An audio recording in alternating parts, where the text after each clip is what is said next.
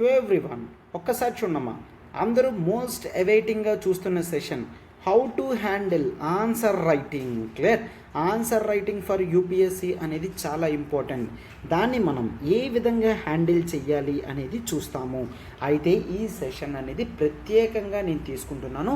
So answer writing మీద మీకు ఎటువంటి డౌట్స్ ఉన్నా లైవ్ వెబినార్కి వచ్చి మీరు నన్ను అడగచ్చు. క్లియర్? సో దీంట్లో స్ట్రాటజీస్, రిసోర్సెస్ అండ్ అప్రోచ్ అన్నీ ఇవ్వడం జరుగుతుంది. And the class would be dealt by me Srinivas. అయితే ఆన్సర్ రైటింగ్ చాలామందికి డౌట్ ఉంటుంది, సార్ దీన్ని ఎప్పుడు స్టార్ట్ చేయాలి? సిలబస్ అయిన తర్వాత స్టార్ట్ చేయాలా ఆర్ ముందే స్టార్ట్ చేయొచ్చా? అయితే బిగినర్స్ ఏ విధంగా ఒక ఆన్సర్ని మొదలు పెట్టాలి?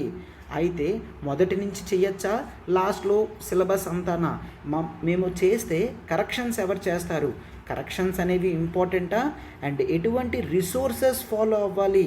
అండ్ ఎగ్జామినేషన్ ముందు టెస్ట్ సిరీస్ తీసుకుంటే సరిపోతుందా? వీటి అన్నిటి యొక్క ప్రతి ఆన్సర్ కూడా నేను నీట్గా క్లాస్లో అన్నీ చెప్తాను. సో ఖచ్చితంగా మీరు దీన్ని అటెండ్ అవ్వనమ్మా. ఎప్పుడు? ఈ 8th సెప్టెంబర్ ఈవినింగ్ 7 PM ఎగ్జాక్ట్గా మీరు యూపీఎస్సి డెమో www.ltxclasses.comలో మీరు డెమో సెషన్లో అటెండ్ అవ్వండి. ఆన్సర్ రైటింగ్ కోర్సెస్ యొక్క ప్రతి ఇంపార్టెన్స్ కూడా మీకు నేను నీట్గా చెప్తాను. సో మీరు కోర్స్ అనేది తీసుకోగలరు. క్లియర్? సో దాంతోపాటు మనం ఇన్ఫినిటీ కొత్త బ్యాచ్ కూడా స్టార్ట్ చేస్తున్నామమ్మా. అక్టోబర్ నుంచి ఫీజ్ 60,000 ఆన్లైన్ అండ్ ఆఫ్లైన్ వచ్చేసి 70,000. మీరు హ్యాపీగా 5,000 పర్ మంత్తో కూడా జాయిన్ అవ్వగలరు అనమాట. క్లియర్? సో ప్రతిదీ మీకు సాల్వ్ అయ్యే లైవ్ వెబినార్ కోర్స్. మీరు ఏ డౌట్స్ ఉన్నా జాగ్రత్తగా ఒక పేజ్లో రాసుకోండి. నాకు ఆ రోజు అడిగితే మీకు అన్నీ నీట్గా డీటెయిల్గా ఎక్స్ప్లెనేషన్ అనేది ఇస్తాను. ఓకేనా? Yes. To everyone, welcome to LTX classes. ఈరోజు మనం ద హిందూ అనాలిసిస్లో ఇంపార్టెంట్ ఆర్టికల్స్ అన్నీ చూద్దామా. డేట్ 06/9/2022 ఆర్టికల్స్ అన్ని డిస్కస్ చేస్తుంది. This is Srinivas. ఇక్కడ చూడమా, యూపీఎస్సి ఇన్ఫినిటీ మనకి బోత్ ఆఫ్లైన్ అండ్ ఆన్లైన్ ఉన్నాయి. ఆఫ్లైన్ ఫీజు వచ్చేసి కేవలం 70,000 రూపీస్ మాత్రమే అండ్ ఆన్లైన్ ఫీజు వచ్చి కేవలం 60,000 రూపీస్ మాత్రమే. ఆఫ్లైన్ మనకి ఎక్కడెక్కడ ఉన్నాయమ్మా? హైదరాబాద్ అండ్ విశాఖపట్నంలో ఆఫ్లైన్ బ్రాంచెస్ మనకి ఉన్నాయి. ఎవరైనా ఇక్కడ క్లాసెస్ దగ్గరలో ఉన్నారు అంటే they can attend for 3 days free demo. Clear? ఫ్రీగా 3 days డెమో కూడా మీరు అటెండ్ అవ్వగలరు. అండ్ ఈఎంఐ 5,000 పర్ మంత్తో మీరు దీన్ని క్లియర్ చేయొచ్చమ్మా. క్లియర్? 5,000 పర్ మంత్తో మీరు హ్యాపీగా స్టార్ట్ చేసుకోవచ్చు. లేదు సింగిల్ పేమెంట్ చేస్తామనుకుంటే మీకు అప్ ఫ్రంట్ మీద 10% డిస్కౌంట్ ఇవ్వడం జరుగుతుంది. సో ఇంకే ఇన్ఫర్మేషన్కైనా ఇక్కడ నెంబర్ చూడండి, 7893899553. మీరు వెంటనే ఈ క్లాసెస్లో జాయిన్ అవ్వచ్చమ్మా. క్లియర్? సో కొత్త బ్యాచెస్ అనేవి మనకి అక్టోబర్ నుంచి స్టార్ట్ అవుతున్నాయి. క్లియర్? సో కంప్లీట్లీ 2023 అటెంప్ట్ గురించి ఆలోచిస్తే this is the last and final batch that you can avail అనమాట. ఓకే? సో సిలబస్ అంతా ఆ టైం కల్లా కంప్లీట్ చేసి మీరు ఫుల్ ఫ్లెజ్డ్గా ఎగ్జామ్ ప్రిపరేషన్ కూడా పెట్టుకోవచ్చు. క్లియర్? అయితే ఫీజ్ అనేది కేవలం 15th సెప్టెంబర్ వరకు మాత్రమే వ్యాలిడిటీ అమ్మా. క్లియర్? ఆ తర్వాత ఫీజు అనేది పెరగబోతుంది. మీకు తెలుసు మన క్లాసెస్ ఏవైనా లైఫ్ టైం వ్యాలిడిటీ ఉంటాయమ్మా. క్లియర్? లైఫ్ టైం వ్యాలిడిటీ వలన మీరు అన్లిమిటెడ్ టైమ్స్ క్లాసెస్ని యాక్సెసిబిలిటీ చేసుకోగలరు. కేవలం యూపీఎస్సి మాత్రమే కాదు, ఆప్షనల్ కూడా ఆప్షనల్ ఇన్ఫినిటీ స్టార్ట్ చేస్తున్నాం. క్లియర్? ఆప్షనల్ వరకు మీకు ఏ డౌట్ ఉన్నా కూడా వెంటనే మీరు కాల్ చేయగలరు. అండ్ మీరు ఇక్కడ చూసినట్టయితే కొత్త బ్యాచెస్ మనం అక్టోబర్ నుంచి స్టార్ట్ చేస్తున్నాం. క్లియర్? అక్టోబర్ 1st వీక్ నుంచి స్టార్ట్ చేస్తున్నాం. ఫీజు వచ్చేసి కేవలం 30,000 రూపీస్ అనమ్మా. ఈఎంఐ 5,000 పర్ మంత్ కూడా మీరు కట్టి క్లియర్ చేయొచ్చు. అయితే మనకి ఇక్కడ public administration, PSIR, sociology, anthropology, Telugu literature, ఈ 5 ఆప్షనల్స్ అనేవి మనం ప్రొవైడ్ చేస్తున్నాం. అండ్ టాప్ 4 ఆప్షనల్స్ ఇవి అని మీకు తెలుసు. అండ్ తెలుగు స్టేట్స్ కాబట్టి తెలుగు లిటరేచర్ అడ్వాంటేజ్ ఉంటుంది అని చాలామంది తీసుకుంటారు. సో మనం టోటల్గా 5 ఆప్షనల్ సబ్జెక్ట్స్ అనేవి డీల్ చేస్తున్నామమ్మా. క్లియర్? సో అయితే మనకి 10% డిస్కౌంట్ అనేది కూడా అప్ ఫ్రంట్ పేమెంట్ మీద ఇవ్వడం జరుగుతుంది. అంటే మీరు ఒకేసారి పే చేశారు అంటే మీకు 30,000 ఫీజ్ 27,000కి ఇవ్వడం జరుగుతుంది. అయితే ఫీజ్ 15th సెప్టెంబర్ వరకు మాత్రమే వ్యాలిడిటీ అమ్మా. క్లియర్. మనకి ఇక్కడ లైఫ్ టైం వ్యాలిడిటీ ఉంటుంది. అండ్ ఇక్కడ నెంబర్ చూడండి 7893899553. ప్రత్యూష మ్యామ్కి మీరు కాల్ చేసి వెంటనే సబ్స్క్రిప్షన్ కూడా చేసుకోగలరు. క్లియర్. ఎస్. అయితే ఆప్షనల్స్ వరకు వచ్చేసరికి ఆంథ్రపాలజీ వరకు నేను డీల్ చేస్తున్నానమ్మా. మీకు సబ్జెక్ట్స్ అంతా కూడా 5 monthsలో టోటల్ రైటింగ్తో సహా రెగ్యులర్ ఆన్సర్ ప్రాక్టీస్తో సహా కంప్లీట్ అయిపోతుంది. So this is the best time that you can start your optional also. ఇంతవరకు ఎవరైనా ఆప్షనల్స్ తీసుకోకపోతే this is the high time that you can start అనమాట. క్లియర్. సో నిన్న కరెంట్ అఫైర్స్ క్వశ్చన్ చూడమ్మా. Consider the following statement. Mongla port is in Bangladesh. So Mongla port అనేది బంగ్లాదేశ్లో ఉంది అని అంటున్నారు. సో స్టేట్మెంట్ అనేది రైట్. మనం Mongla port and Chittagong port అనేది బంగ్లాదేశ్లో ఉందనే చూసాము, అవునా. And next, India Bangladesh have membership in SAARC, yes true. BIMSTEC, yes true. Shanghai Cooperation Organisation, no. Clear. So BBIN, yes. BBIN అనేది Bangladesh, Bhutan, India and Nepal initiative. అయితే సెకండ్ స్టేట్మెంట్ అనేది రాంగ్, ఎందుకంటే షాంఘై కోఆపరేషన్ ఆర్గనైజేషన్ లేదు కాబట్టి. అండ్ నెక్స్ట్, బంగ్లాదేశ్ అనేది 6th largest trader with India. Yes, ఈ statement కూడా true. So answer ఏంటమ్మా? 1 and 3. So answer is 1 and 3. B is the right answer. Clear. So చూసారు కదమ్మా కరెంట్ అఫైర్స్ క్వశ్చన్. నిన్న మనం నీట్గా దాన్ని డిస్కస్ చేసుకున్నాం. అండ్ ఈరోజు కూడా లాస్ట్లో చూస్తామన్నమాట వేరియస్ MCQs. ఈరోజు చూడమ్మా, ఆర్టికల్స్ టు బీ ఎక్స్ప్లోర్డ్. మనం ఇంపార్టెంట్ ఆర్టికల్స్ అన్ని డిస్కస్ చేసుకుంటాం. ఈరోజు రిలవెంట్ ఆర్టికల్స్ అనేవి చాలా తక్కువ ఉన్నాయమ్మా. అండ్ ఈరోజు కరెక్ట్గా అదే టైంలో ఎడిటోరియల్స్లో ఇంపార్టెంట్ ఆర్టికల్స్ ఉన్నాయి కాబట్టి మొత్తం టోటల్ 3 ఎడిటోరియల్ ఆర్టికల్స్ మనం కవర్ చేయడం జరిగింది. అండ్ 1 ఒక నార్మల్ UPSC రిలవెంట్ ఆర్టికల్ తీసుకోవడం జరిగిందనమాట. Clear. So public health needs అనేవి కేవలం డాక్టర్స్ మాత్రమే కాదు, ఇంకా కేవలం వాళ్ళు మాత్రమే కాదు, ఇంకా చాలామంది చేస్తున్నారు. అండ్ ఏ విధంగా ఉంటుంది అనేది ఉందన్నమాట ఆర్టికల్. సో జాగ్రత్తగా ఆ ఆర్టికల్ అనేది వినండి. The difficult path to India Pakistan peace, funding public health education, ఈ ఆర్టికల్ చాలా important. And preventive detention rose in 2021. Clear. So articles అన్నీ జాగ్రత్తగా నీట్గా ఎక్స్ప్లెయిన్ చేయడం జరిగింది. లాస్ట్లో ఒక మెయిన్స్ బేస్డ్ క్వశ్చన్ అనేది ఇవ్వడం జరుగుతుంది. అండ్ MCQ కూడా ఇస్తాను. So please try and write that answer. Clear. Yes. Article చూడమ్మా, ఇదొక ఇంపార్టెంట్ బ్యూటిఫుల్ ఆర్టికల్ అమ్మా పబ్లిక్ హెల్త్ గురించి. ఇది ఎడిటోరియల్ ఆర్టికల్, ఒపెడ్లో వచ్చింది. ఇది కూడా చాలా ఇంపార్టెంట్ అమ్మా. క్లియర్. మనకి హెల్త్ ఇష్యూస్ అంతా ఎక్కడ వస్తాయి? GS2 సోషల్ జస్టిస్లో. క్లియర్. సోషల్ జస్టిస్లో హెల్త్ రిలేటెడ్ టాపిక్స్ అన్నీ కవర్ అవుతాయి. ఆ బేసిస్ మీద మనకి చాలా ఇంపార్టెంట్. అయితే ఇక్కడ ఏమంటున్నారు? పబ్లిక్ హెల్త్ అనేది కేవలం need not be led by doctors alone. కేవలం డాక్టర్స్ మాత్రమే వీటిని సెట్ చేయలేరు, ఇంప్లిమెంట్ చేయలేరు, ముందుండి నడిపించలేరు. డాక్టర్స్తో పాటు మరికొంతమంది కావాలి. అండ్ వీళ్ళందరికీ స్పెసిఫైడ్ స్కిల్ సెట్స్ అనేవి ఉండాలి. ఇక్కడ ఏమంటున్నారు చూడండి, it is a separate profession requiring a specific set of competencies. Competencies అంటే ఏంటి? A specific set of good qualities అన్నమాట. అంటే ఒక వ్యక్తి పబ్లిక్ హెల్త్ అవ్వాలి అనుకుంటే, పబ్లిక్ హెల్త్ ప్రొఫెషనల్ అవ్వాలి అనుకుంటే అతనికి కొన్ని విధమైన కాంపిటెన్సీస్, ఎక్స్ట్రా స్కిల్స్, క్వాలిఫికేషన్స్ అనేవి ఉండాలి. అలా ఉన్నప్పుడు మాత్రమే అతన్ని పబ్లిక్ హెల్త్ ప్రొఫెషనల్ అని అంటాము. ఇక్కడ ఆథర్ బ్యూటిఫుల్గా all important topics about health అనేది చెప్తున్నారమ్మా. మెయిన్లీ హెల్త్ కూడా ఇక్కడ ఏంటి? Public health. ఎందుకంటే హెల్త్ అనేసరికి జనరల్గా ఇండియా సొసైటీలో మనకి చాలా ఇంపార్టెంట్. ఎందుకు? Most of the people poor ఉండడం వలన హెల్త్ నీడ్స్ అనేవి చాలా important. First of all private and public. So private సెక్టార్లో కమర్షియల్ ఓరియంటెడ్లో ఉన్న ఆస్పెక్ట్స్ అన్నీ కూడా ప్రైవేట్ హెల్త్ అని చూస్తాము. Then public health. Public health అనేది much more than private health. Private హెల్త్లో ఇండివిజువల్ థింగ్స్ మాత్రమే చూస్తారు.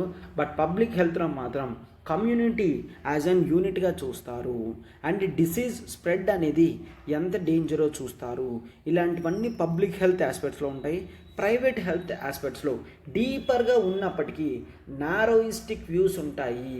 డీపర్గా అంటే కేవలం దాంట్లో మాత్రమే రీసెర్చ్ చేసి కంప్లీట్ చేసేస్తారు అంతే. బట్ పబ్లిక్ హెల్త్లో మాత్రం ఇక్కడ డెప్త్ లేకపోయినా ఉన్నంత వరకు కూడా వేరియస్ పీపుల్కి హెల్ప్ చేస్తారు. క్లియర్? డెప్త్ లేకపోయినా broad view about public health అనేది ఉంటుంది. క్లియర్? సో అయితే ఇప్పుడు మనం డెఫినేషన్ ఆఫ్ పబ్లిక్ హెల్త్ చూస్తే మనకి ఇంకా క్లియర్గా అర్థమవుతుంది. అండ్ ఆ తర్వాత పబ్లిక్ హెల్త్ ఏం చేస్తుందో కూడా చూద్దాం. జాగ్రత్తగా చూడండి అమ్మా. ఇక్కడ డాక్టర్స్ మాత్రమే కాదంటున్నారు, and specific set of qualities, abilities, competencies కావాలి అంటున్నారు. అవి కూడా ఏంటో చూద్దాం. These are various aspects of public health అనమాట. పబ్లిక్ హెల్త్ యొక్క వేరియస్ ఆస్పెక్ట్స్. ఫస్ట్ వన్ చూడండి, సర్వేలెన్స్. డిసీజ్ సర్వేలెన్స్ అనేది కావాలి. డిసీజెస్ స్టార్టింగ్ మీద, స్ప్రెడ్ మీద, ఎండింగ్ మీద పూర్తి నాలెడ్జ్, అనాలిసిస్ అనేది ఉండాలి. అండ్ తర్వాత మానిటరింగ్ అనేది జరుగుతూ ఉండాలి. క్లియర్? మానిటరింగ్ జరుగుతూ ఉండాలి, అనాలిసిస్ అనేది ఉండాలి. డిసీజెస్ ఏ విధంగా స్ప్రెడ్ అవుతున్నాయి, ఎంత ఫాస్ట్గా స్ప్రెడ్ అవుతున్నాయి అన్న అనాలిసిస్ ఉండాలి. అవుట్ బ్రేక్స్ చెక్ చేస్తూ ఉండాలి. డిసీజెస్ ఓల్డ్వా న్యూవా, ఓల్డ్వి అయితే మళ్ళీ ఇప్పుడు ఎందుకు వస్తున్నాయి, న్యూ అయితే ఎందుకు రావాల్సి వచ్చింది, అవన్నీ చూస్తారు. అండ్ డిసీజ్ ప్రివెన్షన్, డిసీజ్ని ఏ విధంగా అరికట్టగలం అది కూడా చూస్తారు. And communication. Clear? So communication కూడా పబ్లిక్ హెల్త్లో భాగమేనమ్మా. ప్రజలకి తెలియజెప్పాలి ఏది మంచిది ఏది చెడు. ఫర్ ఎగ్జాంపుల్ కోవిడ్ టైమ్స్లో బయట తిరిగితే కోవిడ్ స్ప్రెడ్ అవుతుంది. సో ఐసోలేషన్ అనేది చాలా ఇంపార్టెంట్. అందరికందరూ కూడా ఎప్పటికప్పుడు సపరేట్గా ఉంటే ఒకరి వల్ల వేరొకరికి ప్రాబ్లం రాదు అనే ఉద్దేశం అనమాట. క్లియర్? అండ్ ఆ తర్వాత emergency preparedness. Clear? Emergency preparedness అంటే ఏంటమ్మా, ముందుగానే డిసీజెస్ని ఊహించుకొని జాగ్రత్తగా ఉండగలగాలి. రికవరీ కూడా పబ్లిక్ హెల్త్లో భాగమేనమ్మా. డిసీజ్ రావడమే కాదు, వాటిని సాల్వ్ చేసుకోవడం కూడా మన బాధ్యత. అండ్ ఎన్విరాన్మెంటల్ హెల్త్, ఎన్విరాన్మెంట్కి మనం ఎంత ఇంపార్టెన్స్ ఇస్తున్నామో, తన హెల్త్ వల్ల మన హెల్త్ బెనిఫిట్స్ ఏమున్నాయో అనేది చూడాలి. అండ్ పబ్లిక్ హెల్త్లో భాగం రీసెర్చ్ కూడాను. క్లియర్?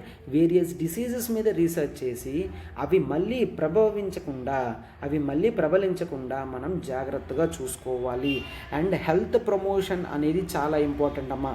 హెల్త్ ప్రమోషన్ అంటే ప్రతి ఒక్కరికి కూడా డిసీజ్ ప్రివెన్షన్ ఏ విధంగా చూసుకోవాలి, గుడ్ హెల్త్ హ్యాబిట్స్ ఎలా మెయింటైన్ చేయాలి, వీటన్నిటినీ కూడా హెల్త్ ప్రమోషన్ అని అంటాం. వీటన్నిటినీ part and parcel of public health అని అంటాం. అయితే పబ్లిక్ హెల్త్ అంటే ఏంటి? పబ్లిక్ హెల్త్ నేను ఎందుకు రాస్తున్నానంటే ఇవన్నీ మీరు కూడా రాసుకుండమ్మా. ఇవి చాలా important. The concept of public health అనేది చాలా ఇంపార్టెంట్. ఇది మనకి ఎస్ఐ ఆన్సర్స్లో ఉపయోగపడుతుంది. ఈవెన్ GS2 ఆన్సర్స్లో కూడా వాడు క్వశ్చన్స్ డైరెక్ట్గా ఇచ్చినా కూడా మనకి అర్థమవుతుంది. Clear? Public health is defined. Clear? Public health is defined as the science of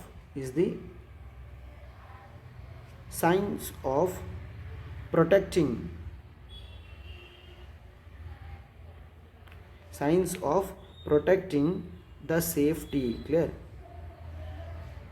The safety and improving the health of communities. Clear? The health of communities through education కానీ, policy making కానీ, and research కానీ, and ఆ తర్వాత disease injury prevention కానీ, వీటన్నిటినీ కలిపి చేస్తే దాన్ని పబ్లిక్ హెల్త్ అని అంటాం. ఏంటి? It is the science of protecting the safety and improving the health of communities through research కానీ, ఎడ్యుకేషన్ కానీ, పబ్లిక్ పాలసీ మేకింగ్ కానీ, రీసెర్చ్ ఆన్ డిసీజ్ ప్రివెన్షన్ కానీ, వీటన్నిటినీ కలిపి పబ్లిక్ హెల్త్ అని అంటాము. అర్థమైంది కదమ్మా పబ్లిక్ హెల్త్ అంటే ఏంటో. అయితే ఇక్కడ ఆథర్ ఏమంటున్నారు, జనరల్గా health services at national level, state level, district level అనేది కొంతమంది పెద్ద సర్జన్స్ చేతుల్లో ఉంటుంది. బట్ వాళ్ళకి they did not have any training in public health. Training in public health అంటే ఏంటి? ఒక డాక్టర్ పెద్ద పెద్ద కాలేజెస్లో చదువుకొని ఒక సర్జన్స్ అయిపోయిన తర్వాత ఎక్స్పర్ట్ అడ్వైజర్స్ కింద పెద్ద పొజిషన్స్లోకి వెళ్ళిపోతారు. బట్ వాళ్ళకి గ్రౌండ్ లెవెల్లో ఎలా జరుగుతుందో ఏం జరుగుతుందో అన్న అలవాటు లేకపోవడం వలన పబ్లిక్ హెల్త్ మేనేజ్మెంట్ ఎలా చేయగలరు? క్లియర్. సో అంటే పబ్లిక్ హెల్త్ని ఇండియాలో ఎవరు చూసుకుంటున్నారు? గ్రౌండ్ లెవెల్లో ఉన్న మెడికల్ ఆఫీసర్స్ లైక్ అంగన్వాడీస్ కానీ, ఆశా వర్కర్స్ కానీ, midwives, auxiliary nurse midwives, ANMs కానీ వీళ్ళు పబ్లిక్ హెల్త్లో ఇంపార్టెంట్ రోల్ ప్లే చేస్తున్నారు. వీళ్ళకి అడిగితే తెలుస్తుంది ఏ విధంగా డిసీజ్ సర్వేలెన్స్ చేయాలి, ఏ విధంగా వ్యాక్సిన్స్ అనేవి ప్రజలకి ఇప్పించగలగాలి, డిసీజ్ ప్రివెన్షన్ ఏ విధంగా చేయించాలి, పబ్లిక్ హెల్త్కి పబ్లిక్కి ఇంపార్టెన్స్ ఆఫ్ హెల్త్ కానీ, డైటరీ మేనేజ్మెంట్ కానీ వీటన్నిటినీ ఏ విధంగా చేయించాలని ప్రజలతో మమేకమై ఉన్న వాళ్ళకి తెలుస్తుంది. క్లియర్. బట్ ఇక్కడ మనం చూస్తుంటే health services at every national, state and district లెవెల్లో ఉన్నవాళ్ళు సర్జన్స్ అవ్వడం వలన వాళ్ళకి ఏమాత్రం కూడా తెలియడం లేదు. అయితే మనం చూస్తే కోవిడ్ టైంలో చాలా వరకు డాక్టర్స్కి ఎటువంటి ట్రైనింగ్ కూడా పబ్లిక్ హెల్త్లో లేని వాళ్ళే ఎక్స్పర్ట్ అడ్వైజర్స్ అనేవి పబ్లిక్ హెల్త్ ఇష్యూస్ మీద ఇవ్వడం వలన అవి గ్రౌండ్ లెవెల్లో సరిగ్గా ఇంప్లిమెంట్ చేయలేకపోయారు. ఎందుకు? కింద వాళ్ళకి క్లియర్గా గ్రౌండ్ లెవెల్ ఎక్స్పీరియన్స్ ఉంటుంది, పై వాళ్ళకి కింద వాళ్ళు ఎలా చేస్తారో తెలియదు. సో వాళ్ళు చేసే స్టైల్ నచ్చే స్టైల్లో చేయాలి అంటే అన్ని చోట్ల ప్రతిదీ అవ్వదు కదా అని ఆథర్ ఉద్దేశం అన్నమాట. క్లియర్. అండ్ తర్వాత ఏమంటున్నారు? పబ్లిక్ హెల్త్ అనేది డెఫినేషన్ ప్రకారం రీసెంట్గా సెంట్రల్ గవర్నమెంట్ గైడ్లైన్స్ కూడా ఏమిస్తుంది అంటే కేవలం ఒక ఎంబీబీఎస్ డిగ్రీ అండ్ ఆ పై చదువులు చదివిన తర్వాత మాత్రమే అతన్ని పబ్లిక్ హెల్త్ స్పెషలిస్ట్ అని అంటున్నారు. బట్ అయితే చాలామంది అడిగారనమాట, మరి గ్రాస్ రూట్లో పబ్లిక్ హెల్త్ వర్కర్స్ ఉన్నారు కదా, ఆశా వర్కర్స్ కానీ, ఏఎన్ఎమ్స్ కానీ వాళ్ళని ఎందుకు యాడ్ చెయ్యలేదు అని అడగడం జరిగిందనమాట. క్లియర్. సో అయితే ఇక్కడ ఆథర్ ఏం చెప్తున్నారు? పబ్లిక్ హెల్త్ మీద ఇష్యూస్ మీద సాల్వ్ అవ్వాలి ప్రాబ్లమ్స్ అనేవి అంటే జనరల్గా పబ్లిక్ హెల్త్ వర్క్ గురించి చెప్పడానికి కూడా 4 A's అనేవి చాలా ఇంపార్టెంట్. 4 A's. ఆ 4 A's ఏంటి అంటే first one is academics. Clear. And next one is activism. And third one is administration.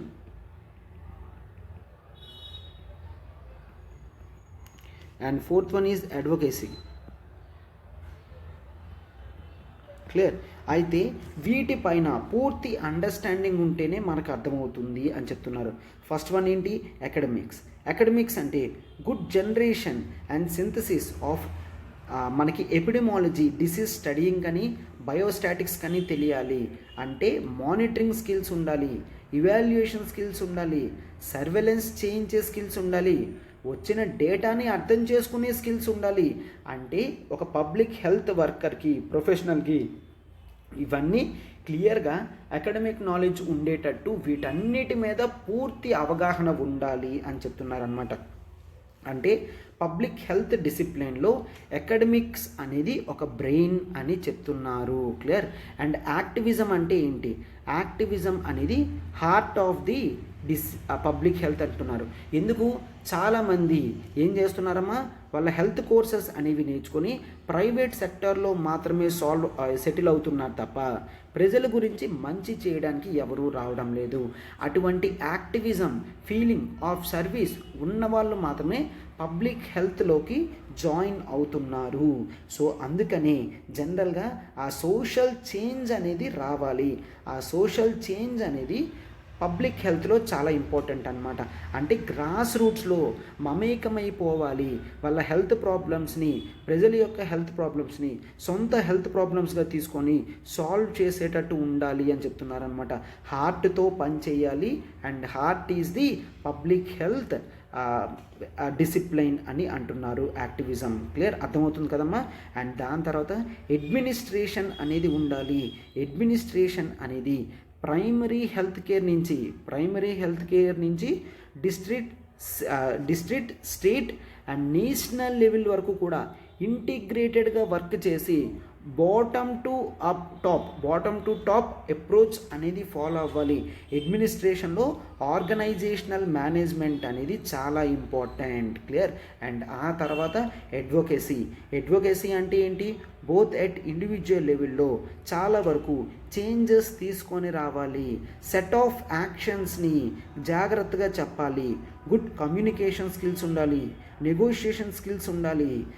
దీంట్లో మనకి health policy, health economics, health advocacy and global health అనే సబ్జెక్ట్స్ మీద నాలెడ్జ్ ఉండాలి. సబ్జెక్ట్ నాలెడ్జ్ కూడా ఇక్కడ చెప్తున్నారు. And core competencies like communication skills ఉండాలి. అంటే పేద ప్రజలు వచ్చారంటే వాళ్ళతో మాట్లాడి మనం అర్థం చేసుకోగలగాలి. వాళ్ళకి మాటికి డిసీజెస్ ఎందుకు వస్తున్నాయని. పబ్లిక్ హెల్త్ అంటే ఇక్కడ మనం ఏం చూస్తున్నాం? ప్రజలకి ఎవరైతే హెల్త్ సర్వీసెస్లో ముందుండి నడిపిస్తున్నారో వాళ్ళనే మనం పబ్లిక్ హెల్త్ ఎక్స్పర్ట్స్ అని అంటున్నాము. క్లియర్. సో ఒక పాండమిక్ మేనేజ్మెంట్ చేయాలన్నా, ఒక డిసీజ్ మేనేజ్మెంట్ చేయాలన్నా ఈ 4 క్వాలిటీస్ అనేవి చాలా ఇంపార్టెంట్. అక్కడ చెప్తున్నారు కదమ్మా కాంపిటెన్సీస్ అని. ఆ 4 కాంపిటెన్సీస్ ఇవే. అది academics, activism, administration and advocacy. So సరే, ఇవన్నీ ముందు లేవు. అయితే ఇప్పుడు రావాలంటే ఎలాగా? ఇప్పుడు ఇవి కావాలి అనుకుంటే the only option is training అనేది ఇవ్వగలగాలి. ఏ విధంగా ట్రైనింగ్ అనేది ఇవ్వాలి? 3 ఇయర్స్ ఎండి ఇన్ కమ్యూనిటీ మెడిసిన్లో 3 ఇయర్ ప్రోగ్రామ్ని స్టార్ట్ చేయాలి in community medicine. MD program in 3 year community medicine. And ఆ తర్వాత 2 years masters in public health.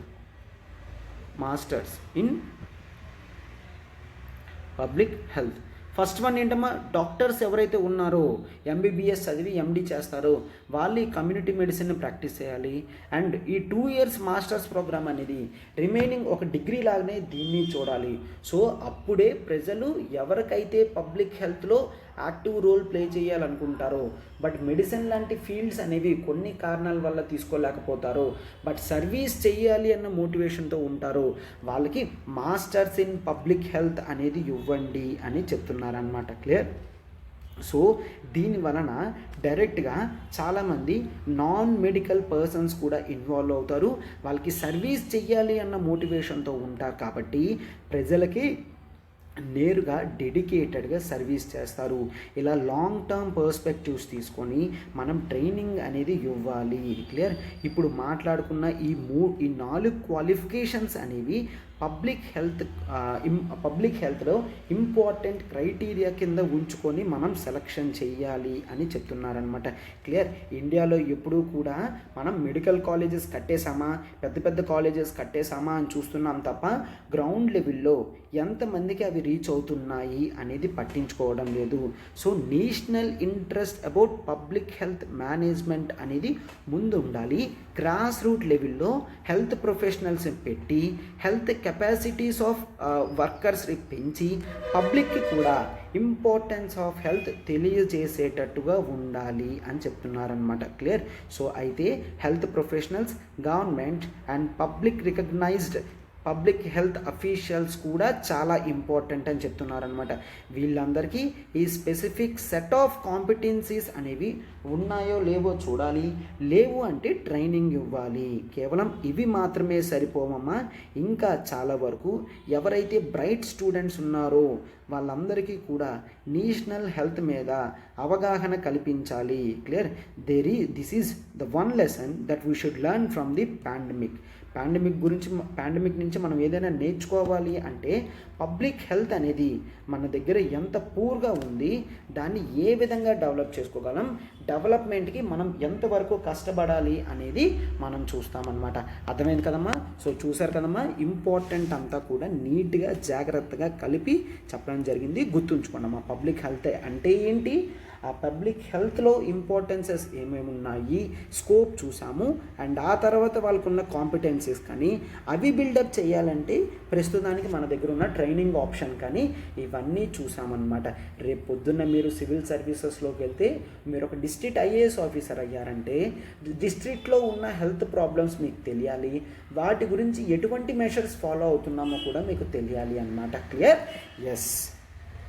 And UPSC infinity చాలామంది వర్కింగ్ ప్రొఫెషనల్స్ ఉంటారు, ఎట్లా జాయిన్ అవ్వాలి, ఎట్లా ప్రిపేర్ అవ్వాలి అనేది తెలీదు. సో అందుకని మనం బోత్ ఆఫ్లైన్ అండ్ ఆన్లైన్ కూడా స్టార్ట్ చేశాము. Weekend batches in Hyderabad and Visakhapatnam offline అమ్మ.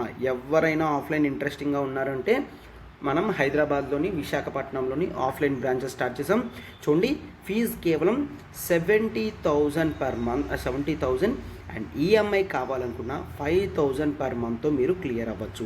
సో అయితే మీకు అన్లిమిటెడ్ టైం వ్యాలిడిటీ ఉంటుంది అండ్ మీకు మోస్ట్ స్కోప్ యాక్సెసిబిలిటీ ఇవ్వడం జరుగుతుంది. కాబట్టి మీకు this is the high important batch అనమాట. కొత్త బ్యాచ్ అక్టోబర్ నుంచి స్టార్ట్ అవుతుంది. So this is the high time that you can start. Clear. So fees అనేది ఒకేసారి పే చేస్తే మీకు 10% ఇన్స్టెంట్ అప్ ఫ్రంట్ పేమెంట్ మీద డిస్కౌంట్ అనేది ఇవ్వడం జరుగుతుందన్నమాట. అండ్ ఇక్కడ నెంబర్ చూడండి, 7893899553. ప్రత్యూష మ్యామ్కి కాల్ చేసి మీరు వెంటనే సబ్స్క్రిప్షన్ కూడా చేసుకోగలరమ్మా. క్లియర్. సో అదే ఆన్లైన్ అనుకుంటే మీకు ఆన్లైన్లో డైలీ 7 PM నుంచి క్లాసెస్ అనేవి మీకు ఉంటాయి అండ్ డెడికేటెడ్గా సండేస్ మీకు క్లాసెస్ ఉంటాయమ్మా. క్లియర్. 60,000 రూపీస్ మీకు ఫీజు అమ్మా ఆన్లైన్ అయితే, ఈఎంఐ 5,000 పర్ మంత్. కొత్త బ్యాచెస్ అనేవి అక్టోబర్ నుంచి స్టార్ట్ అవుతాయి. మీకు ఇది లైఫ్ టైం వ్యాలిడిటీ ఉంటుందమ్మా. క్లియర్. సో ఒకసారి మీరు తీసుకున్నారంటే మీకు లైఫ్ టైం వ్యాలిడిటీ ఉంటుంది. 10% అప్ ఫ్రంట్ పేమెంట్ మీద ఉంటుందమ్మా. క్లియర్. మీరు ఇక్కడ కాల్ చేయండి, 7893899553. ప్రత్యూష మ్యామ్కి కాల్ చేసి వెంటనే మీరు సబ్స్క్రిప్షన్ అనేది చేసుకోగలరు. క్లియర్. సో అయితే వర్కింగ్ ప్రొఫెషనల్స్కి మీకు డైలీ డెడికేటెడ్గా చదవడానికి ఉండదు కాబట్టి మనం సమ్ ఫార్మ్ ఆఫ్ మెంటర్షిప్ కూడా మీకు ప్రొవైడ్ చేయడం జరుగుతుంది. సో మీకు రెగ్యులర్గా క్లాసెస్ జరుగుతూ ఉంటాయి. మీరు ఆన్లైన్ తీసుకుంటే అండ్ ఆఫ్లైన్ తీసుకుంటే వీకెండ్ బ్యాచెస్ అనేవి మీకు ఉంటున్నాయి అన్నమాట. క్లియర్. మన ఆర్టికల్ చూడమ్మా, the difficult path to India Pakistan peace. Clear. So ఇది ఈరోజు మన ఎడిటోరియల్ ఆర్టికల్. ఇక్కడ ఈ ఆర్టికల్ ఇండియా పాకిస్తాన్ రిలేషన్స్ గురించి మాట్లాడుతుంది కాబట్టి ఈ ఆర్టికల్ దేనికమ్మ ఇంపార్టెంట్, ఇది మనకి GS2 ఇంటర్నేషనల్ రిలేషన్స్లో చాలా important. Clear. So GS2 international రిలేషన్స్లో ఇంపార్టెంట్ ఆర్టికల్. అయితే ఫస్ట్ ఆఫ్ ఆల్ మనం చూసినట్లయితే ఇండియా పాకిస్తాన్ రిలేషన్స్ అనేవి ఏ విధంగా మనకి పోస్ట్ పఠాన్కోట్ అటాక్ తర్వాత ఉన్న రిలేషన్స్ అనేవి తగ్గిపోయాయి. ఆ తర్వాత ఈవెన్ మనము సార్క్ మీటింగ్స్ కూడా పెట్టడం లేదు, అవునా? సో అయితే దీన్ని బట్టి మనకి ఏమర్థమవుతుంది, ఇండియా పాకిస్తాన్ నైబర్స్ అయినప్పటికీ కూడా మనకి ఇష్యూస్ అనేవి ఫ్రీడమ్ మూమెంట్ పార్టీషన్ అప్పటి నుంచి ఉన్నాయి. ఇండియా పాకిస్తాన్ పార్టీషన్ అప్పటి నుంచి రిలేషన్స్ అనేవి ఇండియాకి పాకిస్తాన్కి స్మూత్గా లేవు, ప్రాబ్లమ్స్ అనేవి ఉన్నాయి. సో అందుకని ఇక్కడ ఆథర్ కూడా ఏమంటున్నారు, ఇది ఒక డిఫికల్ట్ పాత్ అని అంటున్నారనమాట. క్లియర్. ఇండియా పాకిస్తాన్ పీస్కి ఒక డిఫికల్ట్ పాత్ అయిపోతుంది. ఎందుకు కష్టమవుతుంది అంటే most of the times because of some political interests. కొన్ని పొలిటికల్ ఇంట్రెస్ట్ వలన పాకిస్తాన్ వాళ్ళు, క్లియర్, సో పాకిస్తాన్ వాళ్ళు they are unable to resolve the issues.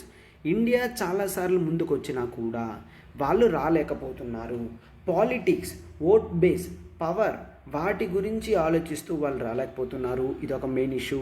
And second one, అక్కడ పొలిటికల్ కంట్రోల్ అంతా కూడా మిలిటరీ చేతుల్లో ఉండడం వలన కేవలం మిలిటరీ అఫీషియల్స్ మాత్రమే ముందుకు వస్తే మాత్రమే రిలేషన్స్ అనేవి బిట్వీన్ ది నేషన్స్ సాఫీగా జరుగుతాయి. క్లియర్. అర్థమవుతుందా?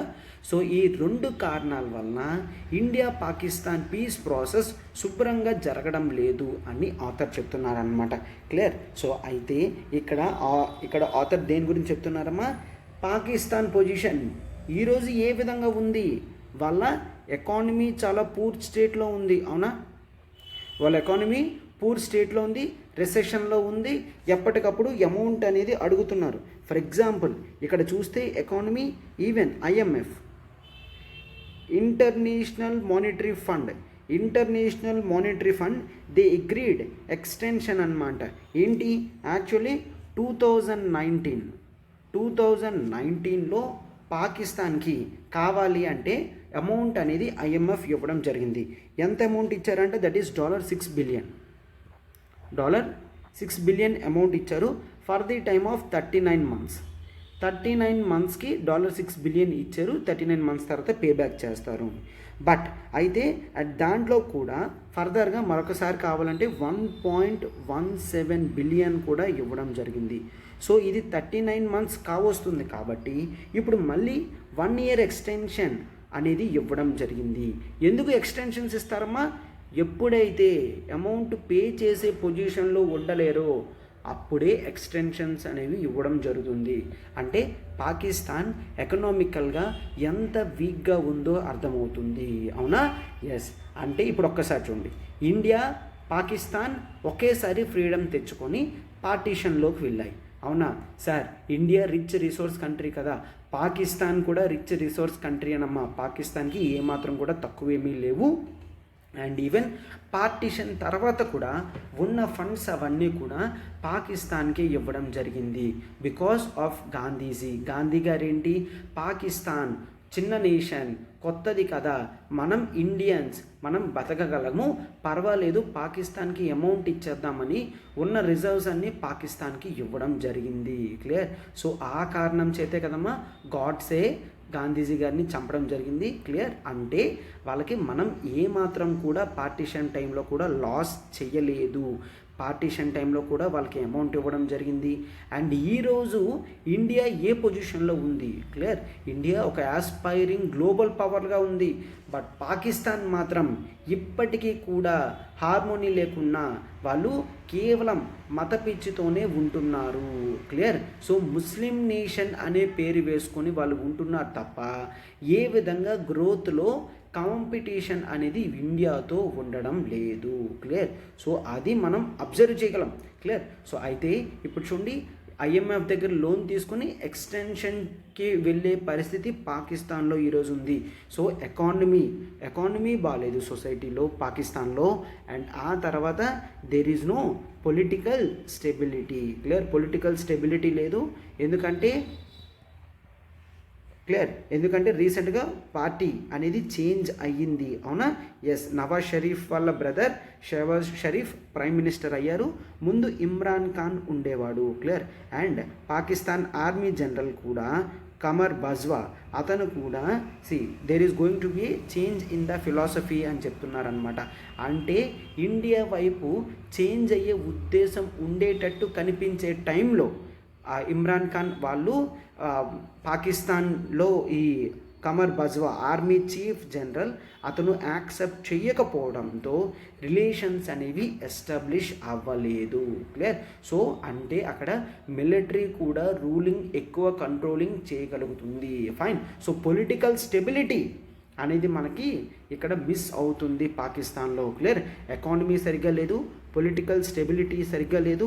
అండ్ ఆ తర్వాత వీటితో ఎడిషనల్గా ఏంటి అంటే there are the economic problems అనేవి కేవలం ఇంటర్నేషనల్ లెవెల్లో మాత్రమే కాదు, డొమెస్టిక్ కంట్రీలో కూడా ఇన్ఫ్లేషన్ లాంటి ప్రాబ్లమ్స్ వాళ్ళు ఫేస్ చేస్తున్నారు. హయ్యర్ ప్రైసెస్, ఇన్ఫ్లేషన్ ఇవన్నీ కూడా ఫేస్ చేస్తున్నారు. అండ్ దీంతో పాటు natural calamities. Clear? Natural calamities కూడా రావడంతో వాళ్ళ రిసోర్సెస్ అనేవి డిప్లీట్ అయిపోతున్నాయి. అంటే రిసోర్సెస్ అనేవి తగ్గుముఖం పడుతున్నాయి అన్నమాట. వాళ్ళ రిసోర్సెస్ ఏవి కూడా వాళ్ళు సాఫీగా యూజ్ చేసుకోలేకపోతున్నారు. అవునా? Yes. So better able leadership లేదు, పొలిటికల్ స్టెబిలిటీ లేదు, ఎకానమీ సరిగ్గా లేదు, న్యాచురల్ కెలామిటీస్ ప్రాబ్లమ్స్ ఉన్నాయి. ఇన్నున్నప్పటికీ కూడా ఇండియా మీద ఏమాత్రం కూడా కోపం తగ్గలేదు. ఎందుకంటే రీసెంట్ పాకిస్తాన్ ఫైనాన్స్ మినిస్టర్ అన్నారనమాట. ఏమని? ఓకే, మనం ఇండియా నుంచి వెజిటబుల్స్ అండ్ కొన్ని తినే ఐటమ్స్ అన్నీ కూడా ఇండియా నుంచి తెచ్చుకోవచ్చు అని ఒక సంకేతం ఇచ్చారు. అంటే ఏంటి? We are ready to speak with India అని పాకిస్తాన్ ముందుకొస్తే అండ్ వెంటనే అక్కడ prime minister next day press media ముందు వచ్చి ఫినాన్స్ మినిస్టర్ నార్మల్గా చెప్పడం జరిగింది. బట్ కాశ్మీర్ డిస్ప్యూట్ సెటిల్ అయినంత వరకు కూడా మేము ఇండియాతో మాట్లాడము అని చెప్పడం జరిగింది. క్లియర్? సో అండ్ దాని తర్వాత ఫినాన్స్ మినిస్టర్ చేత కూడా అదే చెప్పించారు. ఎస్, మేము ఇట్లా తెచ్చుకుంటాం బట్ కాశ్మీర్ డిస్ప్యూట్ అనేది సెటిల్ అయిన తర్వాత మాత్రమే మా రెండు దేశాల యొక్క సత్సంబంధాలు అనేవి పెరుగుతాయి అని. So are you getting? వాళ్ళు ఎంత ప్రాబ్లమ్స్లో ఉన్నప్పటికీ కూడా పొలిటికల్ ప్రెషర్ వల్ల, పొలిటికల్ ఇంట్రెస్ట్ వలన వాళ్ళ సోషల్ అండ్ ఎకనామిక్ నీడ్స్ని సాటిస్ఫై చేసుకుంటున్నారు. అంటే ప్రజలు ఆకలితో అలమటించిపోయినా పర్వాలేదు, కానీ కాశ్మీర్ ఒక మత కలహాల్లో ఇష్యూస్లో చిక్కుకుపోయిన కాశ్మీర్ గురించి కావాలి. క్లియర్? కాశ్మీర్ పూర్తిగా ఇండియాది, కానీ అసలు ఏ మాత్రం కూడా పాకిస్తాన్కి దాని గురించి మాట్లాడే హక్కు అనేది ఉండదు. అవునా? ఎస్. సో ఇది క్లియర్గా చూస్తే మనకేమర్థమవుతుంది? Political interest play crucial role అని. క్లియర్? సో అదే చెప్తున్నారు, డొమెస్టిక్ ప్రెషర్ అనేది ఎక్కువ ఉంది. Clear? So Imran Khan party, Pakistan Tehreek Insaf party గెలిచినప్పటికీ కూడా రీసెంట్గా షహబాజ్ షరీఫ్ కొంతమంది ఎంపీస్ని తన వైపు తిప్పుకోవడంతో వాళ్ళు పూర్తిగా డౌన్ అయిపోయారు. అండ్ రీసెంట్గా అతను రాజీనామా కూడా చేసి బయటకు వచ్చేసారనమాట. అండ్ ఆ తర్వాత వీళ్ళు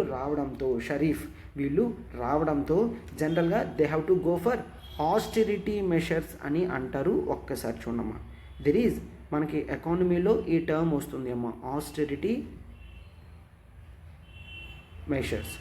ఆస్టెరిటీ మెషర్స్ అంటే ఏంటి? పొదుపు చర్యలు అని అంటాం. అయితే ఎప్పుడు పొదుపు చేయగలం? ఎప్పుడైతే అనవసరంగా ఖర్చు పెట్టే వెల్ఫేర్ స్కీమ్స్ని తగ్గించి, ఎప్పుడైతే అన్నెసరీ థింగ్స్ అన్నీ కూడా లేవరేజ్ చేసుకొని, రిసోర్సెస్ ఆప్టిమైజ్ చేసుకొని, రిసోర్సెస్ని ఎఫిషియెంట్గా ఎక్కువ యూజ్ చేసుకునే పొజిషన్లో పెట్టుకుంటామో అవన్నీ కూడా ఆస్టెరిటీ మెషర్స్ అని అంటాం. అంటే పొదుపు చర్యలు అని అంటాం. అంటే ప్రతి ఒక్కరూ కూడా అమౌంట్ అనేది విచ్చలవిడిగా ఖర్చు పెట్టి ఇన్ఫ్లేషన్ మార్కెట్లో పెంచకూడదు. క్లియర్? జాగ్రత్తగా ఖర్చు పెడుతూ ఉండే ఆస్టెరిటీ మెషర్స్ అనేవి తీసుకొని రావడం జరిగిందనమాట. క్లియర్? సో ఈ ఆస్టెరిటీ మెషర్స్ వలన they have to go back for some subsidy. Clear? Subsidies అంటే ఏంటమ్మా? సబ్సిడీస్ ప్రజలకు ఫ్రీగా ఇవ్వడం జరుగుతుందా? అలా ఫ్రీగా ఇవ్వడం వలన గవర్నమెంట్కి లాస్ వస్తుంది.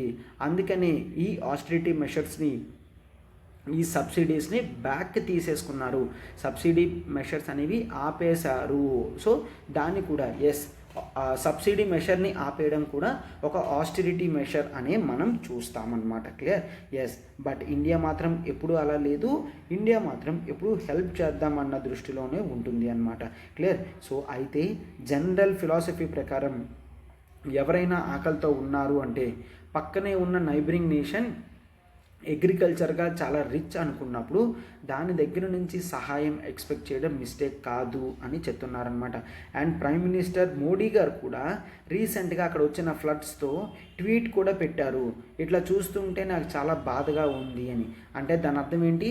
వాళ్ళు ఎప్పుడైనా హెల్ప్ గురించి వచ్చారంటే we are ready to help them అని చెప్తున్నారనమాట. క్లియర్? అంటే పూర్తిగా హెల్ప్ చేసేసి మొత్తం వాళ్ళకి ఇచ్చినట్టు కాదు, కేవలం ప్రజల యొక్క బాధలను చూడలేకపోతున్నాం కాబట్టి ఈ విధంగా హెల్ప్ అనేది చేస్తామన్నాం అని ఇండియన్ గవర్నమెంట్ చెప్తుందన్నమాట. అండ్ ఈవెన్ కోవిడ్ సిచ్యువేషన్స్లో కూడా ఇండియా వ్యాక్సిన్స్ అవన్నీ కూడా వాళ్ళకి పంపించడం జరిగింది. క్లియర్? అండ్ ఆ తర్వాత we have to know political decisions ఎప్పుడు కూడా పొలిటికల్ లీడర్సే తీసుకోవాలి. అంటే కంట్రీ యొక్క రిలేషన్స్ అనేవి పొలిటికల్ లీడర్స్ అయితేనే కరెక్ట్గా చేరవేయడం జరుగుతుంది. ప్రజల దగ్గరవి అర్థం చేసుకోగలరు, వాళ్ళ రిలేషన్స్ కూడా మెయింటైన్ చేయగలరు. క్లియర్? సో బట్ ఇక్కడ మాత్రం ఏమవుతుంది? మిలిటరీ అఫీషియల్స్ హెడ్గా ఉండడం వలన వాళ్ళకి ప్రజలతో ఏమాత్రం కూడా సంబంధం ఉండదు కాబట్టి ఒక అడ్మినిస్ట్రేషన్ కూడా వాళ్ళు అట్లానే చూస్తారు. క్లియర్? సో అందుకనే ఇట్లా చెప్తున్నారమ్మా. Even prime minister Narendra Modi garu కూడా 2015లో నవాజ్ షరీఫ్ వల్ల సెర్మోనియల్ ఫంక్షన్కి అతను వెళ్ళడం జరిగింది 2015లో సడన్గా. క్లియర్? సో అయితే ఇవన్నీ కూడా మనం చూస్తాము. క్లియర్? ఏంటి? రిలేషన్స్ అనేవి ఇండియా ఎప్పుడు ముందుకు వస్తుంది సాల్వ్ చేసుకోవడానికి, బట్ వాళ్ళు మాత్రం రావడం లేదు. సరే ఇది ఇప్పుడైనా హిస్టరీలో కూడా ఎప్పుడైనా జరిగిందా? హిస్టరీలో కూడా జరిగింది. బట్ ఏ విధంగా జరిగింది? 1953లో వెన్ మొహమ్మద్ అలీ బోగ్రా. క్లియర్? ఆ టైంలో అతను prime minister and Jawaharlal Nehru గారు ఇండియా నుంచి అనమాట. అండ్ ఈ బోగ్రా గారు బెంగాలీ అవ్వడం వలన పంజాబ్ యొక్క సెంటిమెంట్స్ పట్టించుకోలేదు. క్లియర్. సో మీకు బార్డర్స్ ఆఫ్ పాకిస్తాన్ ఇండియా క్లియర్గా తెలియాలన్నమాట. క్లియర్. ఎస్, అయితే it has borders with Gujarat and Rajasthan, Jammu Kashmir. Clear. So వీటితో అండ్ పంజాబ్ వీటితో బార్డర్స్ అనేవి ఉన్నాయి. పంజాబ్ రీజియన్ని వాళ్ళు చాలా క్రూషియల్గా చూస్తారు. క్లియర్. ఎందుకంటే పాకిస్తాన్ వాళ్ళు టెర్రరిజాన్ని ఎలాగో పంపించాలి అని. క్లియర్. సో పాకిస్తాన్ వాళ్ళు పంజాబీ పీపుల్లా ఇండియాలోకి వచ్చి అల్లర్లు అనేవి చేయడం జరుగుతుంది. సో ఇక్కడ బోగ్రా గారు ఒక బెంగాలీ అవ్వడం వలన పంజాబ్ ప్రాబ్లమ్స్ అనేవి తెలియలేదు.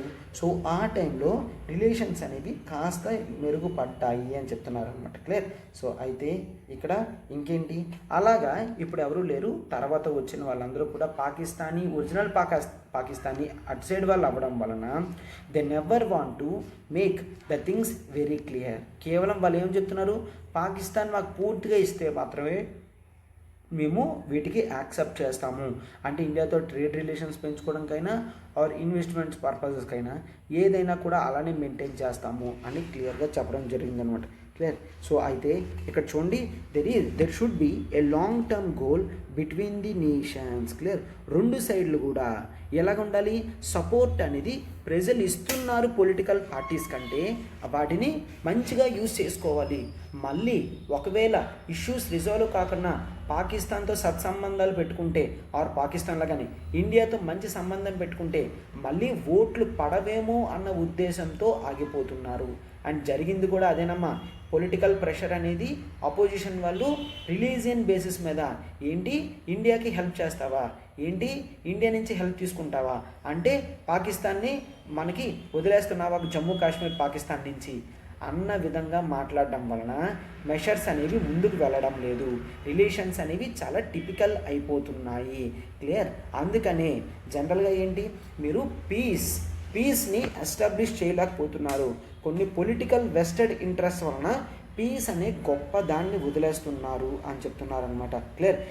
ఎంతవరకు అయితే పీస్ అన్న ఆప్షన్ని మన లీడర్స్ చూస్ చేసుకోరో అంతవరకు రిలేషన్స్ అనేవి సాఫీగా ఉండవు. క్లియర్. ఎప్పుడు కూడా మన స్టేట్ యొక్క లాంగ్ టర్మ్ ఇంట్రెస్ట్ అనేవి మనం కోల్పోతున్నట్టే మీనింగ్ అని ఇక్కడ క్లియర్గా ఆథర్ చెప్తున్నారనమాట. సో అయితే వెంటనే వీడియో పాజ్ చేయండి, నేను అడిగిన క్వశ్చన్కి ఆన్సర్ చేయండి. క్లియర్. సో ఏ విధంగా మీరు ఇండియా పాకిస్తాన్ రిలేషన్స్ మెరుగుపడడానికి హెల్ప్ చేయగలరో చెప్పండి అమ్మా. Clear. You have to provide few recommendations so that they will try to move out of the things and ఇండియాతో ట్రేడ్ రిలేషన్స్ అనేవి ఎస్టాబ్లిష్ చేసుకోవడానికి క్లియర్ ముందుకు వస్తారు. ఫైన్, ఇది మనం చూద్దాం. క్లియర్. ఇప్పుడు మన నెక్స్ట్ ఆర్టికల్ చూడమా. ఇప్పుడు మన నెక్స్ట్ ఆర్టికల్ చూడమా. ఫండింగ్ పబ్లిక్ ఎడ్యుకేషన్ అని అంటున్నారు. అయితే ఈ ఆర్టికల్ మనకి ఎక్కడ ఇంపార్టెంట్, అయితే ఇటువంటి ఆర్టికల్స్ అనేవి మనకి GS2 పాలిటీలో ఇంపార్టెంట్ ఆర్టికల్స్ అన్నమాట. క్లియర్. ఎస్, అయితే ఇక్కడ మీరు చూసినట్టయితే హయ్యర్ ఎడ్యుకేషన్ గురించి, పబ్లిక్ ఎడ్యుకేషన్ గురించి మాట్లాడుతున్నాడు. Higher education and public education గురించి ఇక్కడ మెయిన్ ప్రాబ్లం ఏంటి వచ్చింది అంటే ఎడ్యుకేషన్ యొక్క ఫండింగ్ గురించి అన్నమాట. జనరల్గా చెప్పండి, ఎడ్యుకేషన్ ఫండింగ్ ఎవరు చేస్తున్నారు సార్? గవర్నమెంట్ స్కూల్స్లో అయితే గవర్నమెంట్ చేస్తుంది సార్. ప్రైవేట్ స్కూల్స్లో అయితే ఏంటి, ప్రైవేట్ స్కూల్స్లో కాలేజెస్లో అయితే ఎవరు చేస్తున్నారు? స్టూడెంట్స్ చేస్తున్నారు. అంటే స్టూడెంట్స్ యొక్క పేరెంట్స్ వాళ్ళ హార్డ్ ఎర్న్డ్ ఇన్కమ్ అనేది స్కూల్స్లో పెడుతున్నారు. అవునా? ఎస్. అయితే ఇక్కడ చూడండి, మొన్న 75 years ఆఫ్ ఇండిపెండెన్స్ అనేది మనకి అయ్యింది. అవునా? 75 years ఆఫ్ ఇండిపెండెన్స్ అయిన కారణంగా లోక్సభలో జనరల్గా యూనివర్సిటీస్ గురించి డిస్కషన్ వస్తే ఎడ్యుకేషన్ మినిస్టర్ ఇట్లా చెప్తున్నారనమాట. ఏంటి ద ఐడియా యూనివర్సిటీస్. ఇప్పుడు చూడండి, ఈరోజు జనరల్గా ఇండియాలో చూసుకుంటే యూనివర్సిటీస్లో మ్యాక్సిమం అమౌంట్స్ అన్నీ పబ్లిక్ ఇన్స్టిట్యూషన్స్లో ఎవరు పెడుతున్నారు? గవర్నమెంటే పెడుతుంది. సో యూనివర్సిటీస్కి ఫండింగ్ అనేది కేవలం గవర్నమెంట్ మాత్రమే పెట్టాలి అన్న ఐడియా ఉండకూడదు అని చెప్తున్నారన్నమాట. క్లియర్. సో ఇతని ఉద్దేశం ఏంటి, ఈ ఇండియాలో ఉన్న ఇటువంటి బాడీస్ అన్నీ కూడా జనరల్గా సెల్ఫ్ సఫిషియన్సీ అవ్వాలి అని రూలింగ్ అనమాట. ఒక్కసారి చూడండి, అయితే 2017 గుర్తుంది కదా, ఒక్కసారి చూడండి. 2017లో general financial rules, general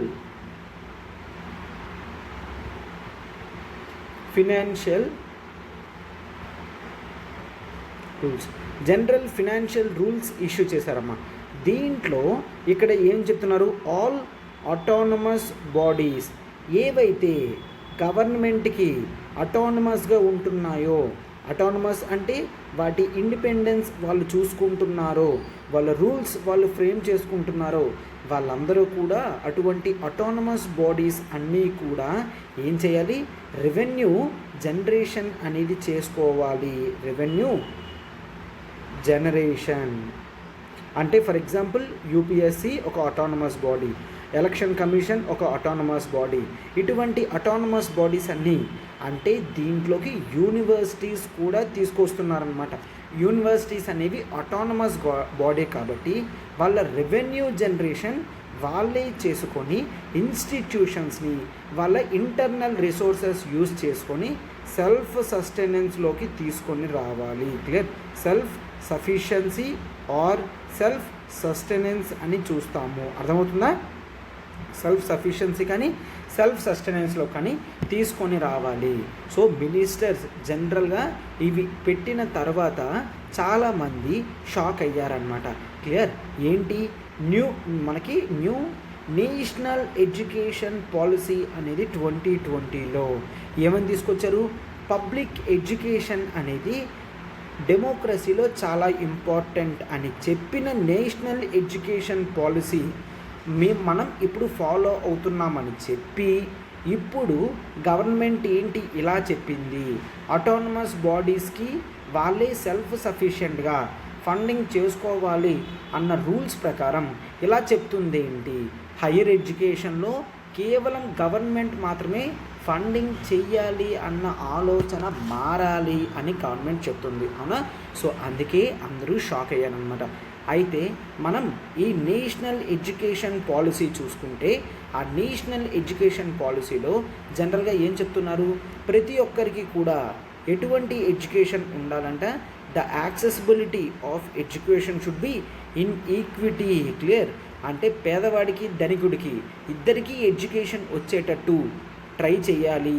and ఆ తర్వాత చాలామంది ఇంక్లూషన్ అంటే చాలా మధ్యతరగతి కుటుంబాలు కానీ అండ్ బడుగు బలహీన వర్గాలు కూడా ఎడ్యుకేషన్ సంపాదించుకునేటట్టు పాలసీస్ తీసుకొని రావాలి. అండ్ ఆపర్చునిటీస్ అనేవి ప్రజలకి కల్పించాలి, పబ్లిక్ ఎడ్యుకేషన్ యొక్క ఆపర్చునిటీస్ కల్పించాలి. క్లియర్, అండ్ ఇది మాత్రమే కాదు, పబ్లిక్ ఎడ్యుకేషన్ అనేది యాడిక్వేట్ పబ్లిక్ ఫండింగ్తో జరగాలి అని చెప్తున్నారనమాట. క్లియర్, సో పబ్లిక్ ఫండింగ్ కూడా జరగాలి అని చెప్తున్నారు. అయితే మనకి ఎడ్యుకేషన్లో కొన్ని కమిటీస్ కూడా ఉన్నాయమ్మా. ఆ కమిటీస్ 1968లో కొతారి కమిషన్ అండ్ 1968లో ఏంటమ్మా, కొతారి కమిషన్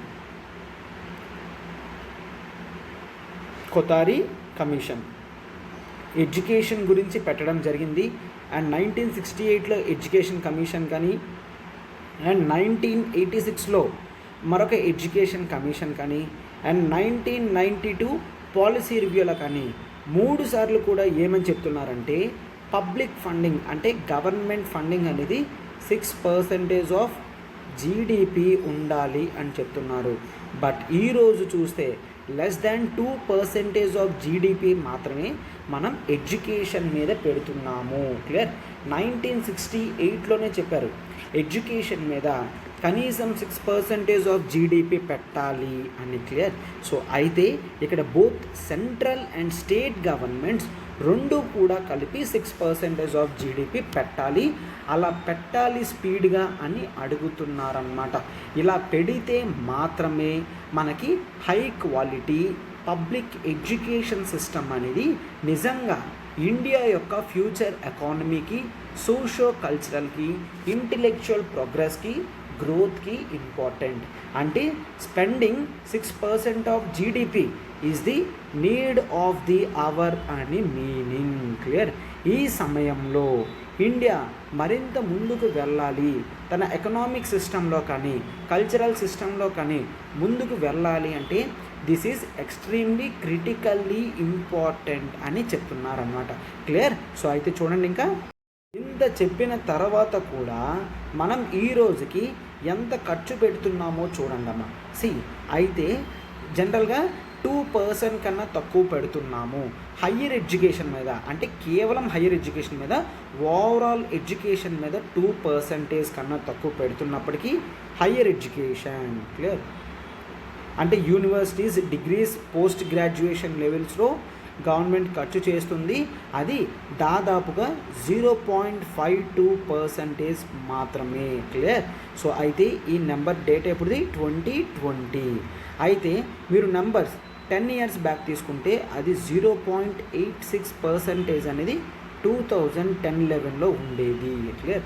అంటే 0.86% నుంచి 0.52 అంటే తగ్గింది హయ్యర్ ఎడ్యుకేషన్ స్పెండింగ్లో అని మనకు తెలుస్తుంది. అవునా? అండ్ ఇది బోత్ సెంటర్ అండ్ స్టేట్ కలిపి. అయితే ఇందులో సెంట్రల్ గవర్నమెంట్ వాటా కూడా తగ్గడం స్టార్ట్ అయిందన్నమాట. ఏంటి? సెంట్రల్ గవర్నమెంట్ చూసుకుంటే కేవలం 0.16% మాత్రమే 2020లో పెడుతుంది. అయితే ముందెంత పెట్టేది? 0.33% పెట్టేది. క్లియర్? సో సెంట్రల్ గవర్నమెంట్ బాగా తగ్గించడం వలన funding, overall funding for higher education తగ్గిపోతుందన్నమాట. పబ్లిక్ ఇన్వెస్ట్మెంట్ అనేది తగ్గడానికి మెయిన్ గల కారణం ఏంటా అని చూస్తే, సార్ రెవెన్యూ తగ్గిందేమో, నో, గవర్నమెంట్కి వచ్చే జనరల్ ఆదాయం ఎప్పుడూ కూడా తగ్గలేదు అని చెప్తున్నారనమాట. అది ఏ విధంగా చెప్తున్నారు? గవర్నమెంట్కి 2010లో 2011-12 ఆ టైంలో, 2010-11 ఆ టైంలో గవర్నమెంట్కి 7.5 lakh crores 7.5 లక్షల కోట్లు ఆదాయం వచ్చేది. అండ్ ఈ రోజుకి అది 22 లక్షల కోట్లకి చేరింది. Clear? lakh crores. Clear? So అంటే గవర్నమెంట్ ఆదాయం 3 రెట్లు అయ్యింది, కానీ గవర్నమెంట్ ఎడ్యుకేషన్ మీద చేసేది పెరగలేదు అని చూస్తున్నాము. క్లియర్? సో ఓవరాల్గా మనకి గవర్నమెంట్కి వచ్చే రెవెన్యూ ఎక్స్పెండిచర్లో షేర్ కూడా బాగా తగ్గిపోయింది అని చూస్తాం. అవును కదా? ఇది 3 రెట్లు అవుతున్నప్పుడు అది కూడా కనీసం పెరగాలి, బట్ అది పెరగడం పక్కన పెడితే ఇంకా తగ్గింది అని చూస్తున్నారనమాట. అయితే జనరల్గా ఇప్పుడు ఏం జరుగుతుంది? ఎడ్యుకేషన్ అంతా కూడా ప్రైవేటైజేషన్ జరిగిపోతుంది. హయ్యర్ ఎడ్యుకేషన్స్ అనేవి జనరల్గా సెల్ఫ్ సస్టైన్ అయిపోయాయి. ఎందుకు? బికాజ్ చాలా ఇన్స్టిట్యూషన్స్ అనేవి ప్రైవేట్ యూనివర్సిటీస్ అవ్వడం వలన స్టూడెంట్స్ వాటికి ఫండింగ్ చేస్తున్నారు. అంటే నువ్వు యూనివర్సిటీలో చదవాలి అనుకుంటే నువ్వు ఖర్చు పెట్టాల్సిందే. క్లియర్? సో అయితే రిసోర్స్ మొబిలైజేషన్ చేయాలి అని అంటున్నారు, ఇంటర్నల్ రెవెన్యూ జనరేషన్ చేయాలి అంట, క్రాస్ సబ్సిడైజేషన్ చేయాలంట, కాస్ట్ రిడక్షన్స్ చేయాలంట, కాస్ట్ రికవరీ మెషర్స్ చేయాలి, యూజర్ ఛార్జెస్ చేయాలి అని అంటున్నారు. ఇలాంటివన్నీ చేస్తే డబ్బున్న వాళ్ళు వస్తారు, కానీ పేదవాళ్ళు ఎలా బ్రతకగలరు? సో పేదవాళ్ళు ఏ విధంగా బ్రతకగలరు, ఏ విధంగా ఫీజెస్ అనేవి పే చేయగలరు అని చెప్తున్నారనమాట. సో హయ్యర్ ఎడ్యుకేషన్ అనేది కేవలం స్టూడెంట్స్ అండ్ పేరెంట్స్తోనే పే చేయించడం అనేది చాలా రాంగ్ అని చెప్తున్నారు. నేషనల్ ఎడ్యుకేషన్ పాలసీ వాళ్ళు ఏమని చెప్తున్నారు? హయ్యర్ ఎడ్యుకేషన్లో ఎన్రోల్మెంట్ పెంచాలి అంటున్నారు. అయితే జనరల్గా డేటా అదంతా చూస్తే హయ్యర్ ఎడ్యుకేషన్లో ఆల్రెడీ రిచ్ పీపుల్ ఎవరైతే ఉంటున్నారో వాళ్ళు 100% ఎన్రోల్మెంట్ అనేది చూస్తున్నాం. సో అంటే కేవలం రిచ్ పీపుల్ మాత్రమే హయ్యర్ ఎడ్యుకేషన్లో జాయిన్ అవుతున్నారు. పూర్ పీపుల్ అందరూ కూడా అయితే ఎడ్యుకేషన్ ఆపేస్తున్నారు, లేదంటే వివిధ కారణాల వల్ల క్లోజ్ చేసేస్తున్నారు అన్నమాట. ఫైన్. సో అట్లా కాకుండా ఇప్పటికీ ఎడ్యుకేషన్ థింగ్స్ అనేవి పెరగాలి అనుకుంటే మనం రిచ్ పీపుల్ కాసి చూడడం కాదు, పూర్ పీపుల్ కాసి వెళ్ళాలి. అర్థమవుతుందా? ఆల్రెడీ ఎన్రోల్మెంట్ అనేది తక్కువ ఉంది. ఎన్రోల్మెంట్ అనేది తక్కువ ఉన్నప్పటికీ రిచ్ పీపుల్ ఉన్న వాళ్ళందరూ కూడా 100% ఎన్రోల్మెంట్ ఉంది. సో ఎన్రోల్మెంట్ లేకుండా ఎవరు ఉంటున్నారు? పూర్ పీపుల్ ఉంటున్నారు. అంటే ఇక్కడ ఆథర్ ఏం చెప్తున్నారంటే ఇండియాలో 62% పీపుల్ రేషన్లో రైస్ కొనుక్కుంటున్నప్పుడు రేషన్లో రైస్ తీసుకుంటున్న వాళ్ళని ఏ విధంగా మీరు హయ్యర్ ఎడ్యుకేషన్స్కి లక్షల రూపాయలు కట్టమని అడగగలరు? క్లియర్. సో అందుకనే ఇండియా మనం $5 ట్రిలియన్ ఎకానమీకి చేరుకోవాలి అనుకుంటే ఎడ్యుకేషన్ అనేది మినిమం బేసిక్ కదా. హయ్యర్ ఎడ్యుకేషన్ బాగా ఫండింగ్ చేయగలిగితే గవర్నమెంట్ హయ్యర్ ఎడ్యుకేషన్లో చదివిన ప్రజలు మరింత మంచి జాబ్స్ చేసుకొని దేశం యొక్క వర్ణాలను బాగా పెంచగలరు. అవునా? సో అందుకనే ఇప్పుడు ఆథర్ ఏమంటున్నారంటే గవర్నమెంట్ ఖచ్చితంగా ఫండింగ్ అనేది పెంచి తీరాల్సింది అని చెప్తున్నారనమాట. మనం 5 ట్రిలియన్ ఎకానమీకి చేరుకోవాలి అనుకుంటే ఇటువంటి ఆలోచనలు మానేయాలి. ఏంటి? పబ్లిక్ ఎడ్యుకేషన్ గురించి గవర్నమెంట్ ఫండింగ్ చేయాల్సిన అవసరం లేదు. ఇన్స్టిట్యూషన్సే సొంతంగా పెంచుకోవాలి. ఇన్స్టిట్యూషన్స్ సొంతంగా పెంచుకుంటే ఇక్కడ ఎడ్యుకేషన్ మీద కాన్సన్ట్రేషన్ చేయరు. నెక్స్ట్ ఇయర్ ఇన్స్టిట్యూషన్ ఫీజెస్ ఇవ్వగలదా లేదా, ఎంప్లాయీస్కి శాలరీస్ పే చేయగలదా లేదా అన్న కాన్సన్ట్రేషన్ ఎక్కువైపోతుంది. అవునా? సో అందుకనే ఇలాంటివన్నీ మాని గవర్నమెంట్ ఫ్రీ ఎడ్యుకేషన్ అనేది కన్ఫామ్గా ప్రొవైడ్ చేసి తీరాల్సిందే. క్లియర్? ఎస్. ఇటువంటి ఆర్టికల్స్ అనేవి చాలా ఇంపార్టెంట్ కాబట్టి మీరు కూడా మీ ఒపీనియన్స్ అనేవి షేర్ చేయడమ్మా. అంటే రికమెండేషన్స్ హయ్యర్ ఎడ్యుకేషన్లో ఎటువంటి మెషర్స్ తీసుకొని రావాలి అని ఒక 4-5 రికమెండేషన్స్ అనేవి ప్రొవైడ్ చేయండి అమ్మా. సో ఇప్పుడు ఈ ఆర్టికల్ చూడమ్మా. Preventive detentions rose in 2021. Preventive detentions అనేవి 2021లో పెరిగాయి అని ఇస్తున్నాడు. క్లియర్. సో అయితే ఇక్కడ ఒక్కసారి చూడండి, ఈ ఆర్టికల్ మనకి ఎక్కడ ఇంపార్టెంట్, GS2 పాలిటీలో ఇంపార్టెంట్ ఆర్టికల్. అయితే ప్రివెంటివ్ డిటెన్షన్స్ అని అంటున్నాడు. ప్రివెంటివ్ డిటెన్షన్స్ అంటే సింపుల్గా పీడీస్ అని కూడా అంటారమ్మా. ప్రివెంటివ్ డిటెన్షన్ అంటే పీడీస్ అని కూడా అంటారు. మీకు ఫస్ట్ డిటెన్షన్ అంటే మీనింగ్ తెలియాలి. డిటెన్షన్ అంటే ఏంటి? ఒక వ్యక్తిని బంధించి ఉంచితే దాన్ని డిటెన్షన్ అంటే ఆ వ్యక్తి ఎక్కడికి వెళ్ళకన్నా చేస్తే దాన్ని డిటెన్షన్ అని అంటారు. మరి ప్రివెంటివ్ డిటెన్షన్ అంటే ఏంటి సార్? ఒక వ్యక్తి క్రైమ్ చేస్తాడు ఏమో అన్న నమ్మకంతో, అంటే క్రైమ్ చేయలేదు, క్రైమ్ చేస్తాడు ఏమో అన్న అనుమానంతో మనం అరెస్ట్ చేస్తే దాన్ని ప్రివెంటివ్ డిటెన్షన్ అని అంటాము. క్లియర్. సో ప్రివెంటివ్ డిటెన్షన్ అంటే ఏంటమ్మా? క్రైమ్ జరగకముందు చేసేదా, జరిగిన తర్వాత చేసేదా? ఎస్, క్రైమ్ జరగకముందు చేసేదాన్ని ప్రివెంటివ్ డిటెన్షన్ అని అంటాము. ప్రివెంటివ్ అంటే ఏంటి? జరగకముందు దాన్ని చూసుకుంటే ప్రివెంటివ్ అని అంటాము. అలా జరగకుండా ఉండడానికి ఆ వ్యక్తి ఒకవేళ బయట ఉంటే క్రైమ్స్ చేస్తారు అని వాళ్ళని డిటైన్ చేయడం జరుగుతుంది. దాన్ని ప్రివెంటివ్ డిటెన్షన్ అని అంటామన్నమాట. అర్థమైంది కదమ్మా ప్రివెంటివ్ డిటెన్షన్ అంటే? సరే, అయితే ప్రివెంటివ్ డిటెన్షన్ గురించి ఎక్కడ ఉంది? ప్రివెంటివ్ డిటెన్షన్ గురించి ఇండియన్ కాన్స్టిట్యూషన్లో ఆర్టికల్ 22లో క్లియర్గా రాసిందనమాట. క్లియర్. ఆర్టికల్ 22 ఏంటమ్మా? Protection from arrest and detention in certain cases. అంటే అరెస్ట్ దగ్గర నుంచి, డిటెన్షన్ దగ్గర నుంచి కాపాడడానికి ప్రొవిజన్స్ అవి కాన్స్టిట్యూషన్లో ప్రజలకి ఇవ్వడం జరిగింది. Clear. Sir, protection from arrest అంటే ఏంటి? ఫర్ ఎగ్జాంపుల్ ఇది నార్మల్ అరెస్ట్ అమ్మ, ప్రివెంటివ్ డిటెన్షన్ కాదు. సో ఏ వ్యక్తి అయినా కూడా అఫెన్స్ చేసిన తర్వాత అరెస్ట్ అనేది చేయడం జరుగుతుంది. అఫెన్స్ చేయకముందు అరెస్ట్ అని అనం, దాన్ని ప్రివెంటివ్ డిటెన్షన్ అని అంటాం. సో అండ్ నెక్స్ట్, ఎప్పుడైనా కూడా ఏదైనా వ్యక్తిని మనం అరెస్ట్ చేస్తున్నామంటే ఏం కావాలంట? అరెస్ట్ వారెంట్ అనేది ఉండాలి. అవునా? ఎస్, అరెస్ట్ చేస్తున్నామంటే అరెస్ట్ వారెంట్ అనేది జనరల్గా ఉండాలన్నమాట. వారెంట్ లేకుండా అరెస్ట్ చేసే సందర్భాలు కూడా కొన్ని ఉంటాయి. అంటే కళ్ళ ముందే అఫెన్స్ ఏదైనా జరిగి క్రిమినల్ అఫెన్స్ అలా అయితే వారెంట్ లేకున్నా కూడా అరెస్ట్ చెయ్యొచ్చు. క్లియర్? సో అయితే అరెస్ట్ వారెంట్ అనేది తెచ్చుకొని అరెస్ట్ చేస్తారు అరెస్ట్ అయితే. సో ఇప్పుడు ప్రొటెక్షన్ అండర్ ఆర్టికల్ 22 ఏంటి? కేవలం అరెస్ట్ వారెంట్తోనే నువ్వు అరెస్ట్ చేయడం. ఒకవేళ నువ్వు అరెస్ట్ చేసినా కూడా నన్ను వితిన్ 24 అవర్స్లో జ్యుడిషియల్ మ్యాజిస్ట్రేట్ దగ్గర నిల్చోబెట్టి అసలు నన్ను ఎందుకు అరెస్ట్ చేసావో చెప్పాలి. ఫర్దర్ పోలీస్ కస్టడీకి ఇస్తే మాత్రమే, పోలీస్ కస్టడీకి కానీ జ్యుడిషియల్ కస్టడీకి కానీ ఇస్తే మాత్రమే ఎంక్వైరీ అనేది స్టార్ట్ చేయాలి.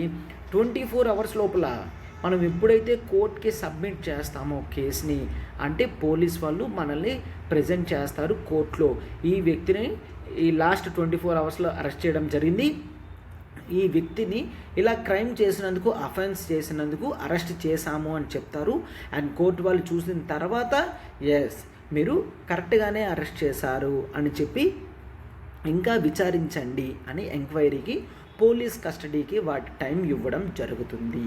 అదే ఒకవేళ వీళ్ళు అరెస్ట్ చేసిన విధానం రాంగ్ అయినా ఆర్ కేసు అనేది తప్పని ప్రూవ్ అయినా కూడా జ్యుడిషియరీ వెంటనే అరెస్ట్ చేసిన వ్యక్తిని రిలీజ్ చేయమని చెప్తుంది. క్లియర్? ఎస్, అది మనం చూస్తాం. అండ్ నెక్స్ట్ అరెస్ట్లో ఈ ప్రొవిజన్స్ 24 అవర్స్లో చెయ్యాలి. 24 అవర్స్లో జ్యుడిషియల్ మ్యాజిస్ట్రేట్ ముందు సబ్మిట్ చేయకపోతే అపార్ట్ ఫ్రమ్ ట్రావెలింగ్ టైం అమ్మ, ట్రావెలింగ్ టైం అనేది తీసేసి మిగిలినది 24 అవర్స్. ఎందుకు?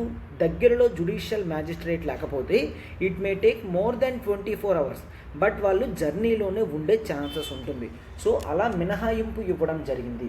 అరెస్ట్ చేసిన 24 అవర్స్లో ట్రావెలింగ్ టైం తీసేసి అంతటి లోపల కోర్టు దగ్గర సబ్మిట్ చేయాలన్నమాట. క్లియర్? ఎస్, అయితే దాన్ని అరెస్ట్కి ఉపయోగించడం జరిగింది. Next one is more important one, preventive detention. So arrest అనేది ఎప్పుడు చేస్తారు? అఫెన్స్ కమిట్ చేసిన తరువాత చేసేదాన్ని అరెస్ట్ అంటాం. దాన్ని మరి ప్రివెంటివ్ డిటెన్షన్ అంటే మనం ఇక్కడ ఆల్రెడీ చెప్పుకున్నాం.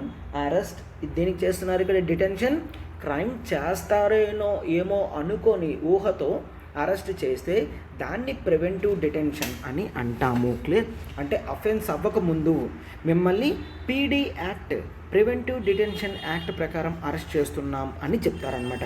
దాన్ని ప్రివెంటివ్ డిటెన్షన్ అని అంటాము. అర్థమైందా?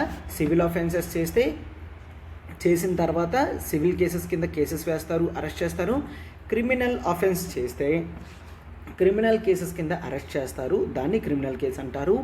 అదే ఏదైనా ముందుగా క్రైమ్ చేయకముందే కస్టడీలోకి తీసుకొని మిమ్మల్ని ఈ చట్టం ప్రకారం ప్రివెంటివ్ డిటెన్షన్ చేస్తున్నాము అని చెప్పి ప్రివెంటివ్ డిటెన్షన్ అనేది జరుగుతుంది. సో ప్రివెంటివ్ డిటెన్షన్ అనేది కోర్ట్స్లో జనరల్గా 24 అవర్స్లో జ్యుడిషియల్ మ్యాజిస్ట్రేట్ దగ్గర సబ్మిట్ చేయాల్సిన అవసరం లేదు. క్లియర్? సో ఇటువంటి బెనిఫిట్స్ అనేవి ఉంటాయన్నమాట. సో అయితే వాళ్ళు దాదాపుగా 6 మంత్స్ కూడా ఎవ్వరికీ చూపించకుండా ప్రివెంటివ్ డిటెన్షన్లో ఉంచవచ్చు. 6 మంత్స్ దాటిన తర్వాత ఉండాలి అనుకుంటేనే, ప్రివెంటివ్ డిటెన్షన్లో ఉంచాలి అనుకుంటేనే జ్యుడిషియరీ బాడీ అయిన ఒక అడ్వైజరీ బోర్డు ఉంటుంది. ఆ అడ్వైజరీ బోర్డు యాక్సెప్ట్ చేసిన తర్వాతే 6 మంత్స్ నెక్స్ట్ నుంచి 6 మంత్స్ తర్వాత నుంచి కోర్టులో ప్రొడ్యూస్ చేసి ఎస్ పర్మిషన్ తీసుకోవాలనుకుంటే అడ్వైజరీ బోర్డు ఇస్తే ఉంచవచ్చు. లేదంటే అతని మీద ఉన్న అభియోగాలు రాంగ్ అని మీరు అనుకుంటే మీరే ముందు వదిలేయచ్చు, నో ప్రాబ్లం. లేదు అనుకుంటే 6 మంత్స్ కల్లా కోర్టులో వేస్తారు, ఇట్లా అవుతుంది, ఇలా ప్రివెంటివ్ డిటెన్షన్లో ఉంచాం, బట్ ఇతను ఇంకా రెస్పాండ్ అవ్వట్లేదు, సో ఇప్పుడు అరెస్ట్ చేయాలనుకుంటున్నాం అని కోర్టులోనే చెప్తారు అన్నమాట. అర్థమవుతుందా? సో ఈ విధంగా ప్రివెంటివ్ డిటెన్షన్ అనేది ఆర్టికల్ 22లో రాసి ఉన్నది. అయితే ఇప్పుడు ఏం చెప్తున్నారు? ఇటువంటి డిటెన్షన్ కేసెస్ అనేవి ఇయర్ ఆన్ ఇయర్ పెరుగుతున్నాయి అని అంటున్నారనమాట. అండ్ ఇక్కడ చార్ట్ కూడా ఇవ్వడం జరిగింది, ఒక్కసారి జాగ్రత్తగా చూడమ్మా. అయితే a look at the number of preventive detentions under national securities act అని మనం చూస్తాం. క్లియర్? సో అయితే ఇక్కడ చూడండి, దట్ ఈజ్ ఇక్కడ డిటెన్షన్స్ ఎన్ని ఉన్నాయి? 2017లో 501 ఉన్నాయి అండ్ రిలీజ్డ్ 229.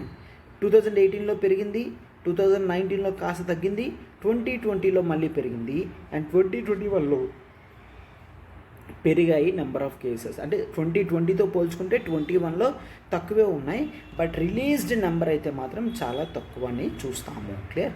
ఎస్. అయితే ఈ విధంగా అండర్ నేషనల్ సెక్యూరిటీస్ యాక్ట్ ప్రకారమే, కేవలం నేషనల్ సెక్యూరిటీస్ యాక్ట్ ప్రకారమే అరెస్ట్ చేసిన వాళ్ళ నెంబర్స్ ఇవన్నీ కూడా డిటెన్షన్ చేసిన వాళ్ళవి ఇక్కడ ఉన్నాయి. సో అయితే వీటన్నిటినీ ఎవరు కంపైల్ చేస్తున్నారమ్మా? వీటి కంపైలేషన్స్ అన్నీ కూడా ఎన్సీఆర్బీ చేస్తుంది. ఎన్సీఆర్బీ అంటే నేషనల్ క్రైమ్ రికార్డ్ బ్యూరో. ఇది మినిస్ట్రీ ఆఫ్ హోమ్ చేతుల్లో ఉంటుంది.